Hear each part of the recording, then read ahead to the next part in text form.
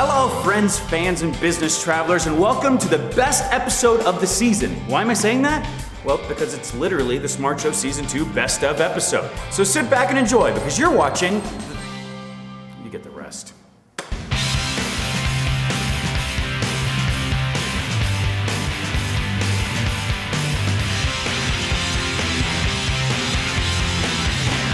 So we're coming to the close of Season 2, but don't get all misty-eyed on me.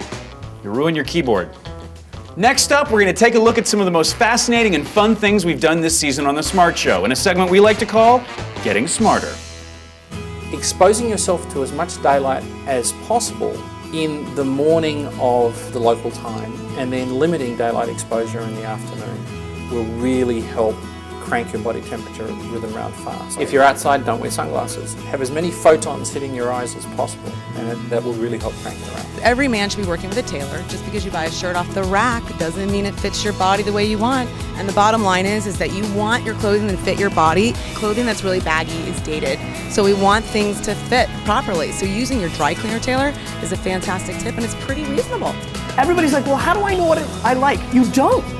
Try something you've never tried before every single time for a year or two, and you'll learn. What about the idea of certain wines being appropriate to certain food? If I came out right now and said, when you eat a cheeseburger, you must pair it with Dr. Pepper. That is it. That's the same thing. Hey, Smart Show Season 2 didn't just give business travelers important information. It also showed them entertaining interviews from every corner of the business world. Don't believe me? Well, take a look for yourself in a segment we like to call Red Carpet Smarts. You have like what, 50 subscribers? Maybe like 22. 22? Maybe 27,000. Yeah, there's a few. You have close to 30,000 people that know what you do all day long? Yes, that is why I don't give my exact location. Yeah. People always want to know what it's like driving a race car, and that's the only way to do it is just roll the windows up in your car, put the heat on as high as it'll go, turn the radio on static as loud as it'll go, and then go drive. It requires a bit of conditioning emotionally, because once you get in there, you're not coming out. Every chance I get to pit guys the best against the best, I'm doing it so that their performance has to elevate to match the other players. The benefits of that is to recognize how valuable your teammates are to you. You know, they're the ones that make you.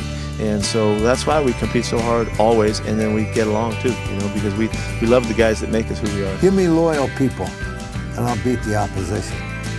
In order to do that, we all got to get on one end of a rope and pull. But if half get on that end and the other half get on this end, you can pull all day long, and all you're doing is pulling against yourself. Well, we're almost out of time, but I think you know I couldn't say goodbye without focusing on my favorite part of the show. So here it is, without further ado, our top Smart Tip. If I don't use my air conditioning, I get better mileage. But if my windows are down, I'm creating more drag. So which is it? The rule of thumb that we have is that at lower speeds, up to about 45 miles an hour, roll the windows down, turn the AC off. At higher speeds than that, roll the windows up and turn the AC on, and you can make a measurable improvement in your fuel economy. And all of a sudden, you just feel a little bit more professional. I'll have to tell you a little knowledge for buttoning your jacket with the buttons. Sometimes, always, never, never, never, never button the bottom button.